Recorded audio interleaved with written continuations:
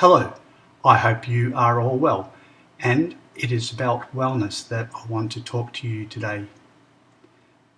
And it is about, more specifically, mental health. As some of you may be aware, I have a vision impairment. I am technically legally blind, and that, in a sense, is a disability. I like the word disability because it means I am unable to do certain things. To use the old terminology, I am handicapped. I have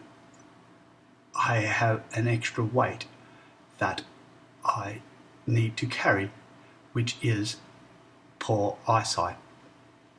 However, for most of my life, even prior to my acquiring the vision impairment, I have had a bigger burden to carry, and that is my biggest disability of insecurity. Insecurity formed from low self-esteem, insecurity that can be linked to anxiety and depression. It is insecurity that has disabled me more than any other thing.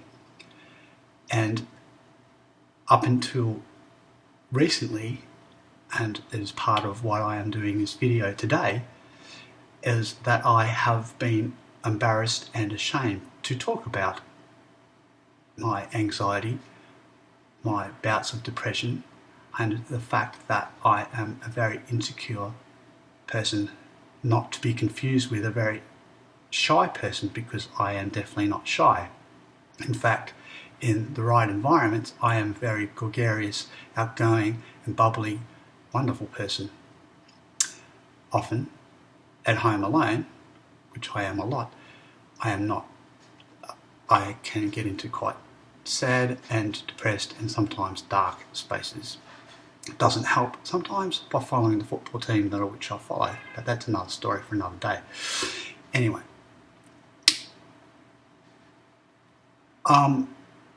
for large periods of my life, I have been unemployed.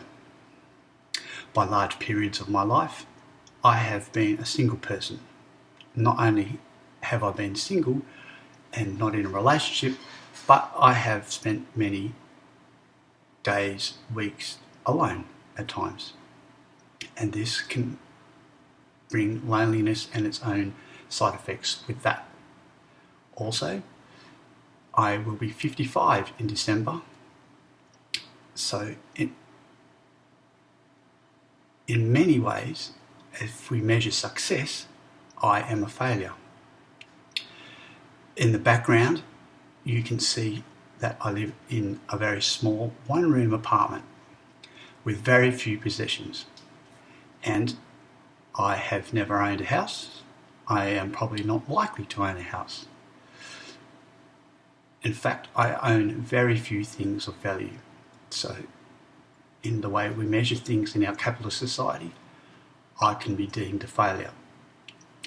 These kinds of labels, these kinds of expectations have been burdensome, and in some ways have also led to me feeling less than. And it is this that I want to talk about today. Obviously, when I feel good, I do not feel less than. And when I am doing things that I enjoy, I feel better than. Creating this video today is one of those things that I want to do, not only to share the message of that we all need to talk about ourselves a bit more in a deeper way, but also we need to encourage other people to do that. And we also need to encourage people to express themselves in whichever way they feel best, whichever way they feel most comfortable. And today I'm experimenting with this format. And I hope this is okay. And I hope that my message is one that helps. And if you or someone you love is feeling unwell, if you or someone you love is having difficulties with anxiety, with depression, or struggles with feeling insecure at times, reach out to them. Reach out to them. If you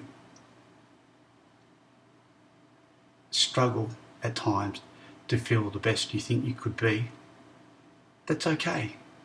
We can't be great all the time. We can't feel great all the time. At times, I can fluctuate from feeling anxious to feeling fantastic within moments.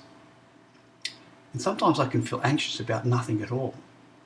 And sometimes I feel anxious just by preparing to do something very simple and mundane, and even something that could end up being great, like going somewhere fantastic, like a music venue or out for dinner. And it's doing social things that gives me the most pleasure.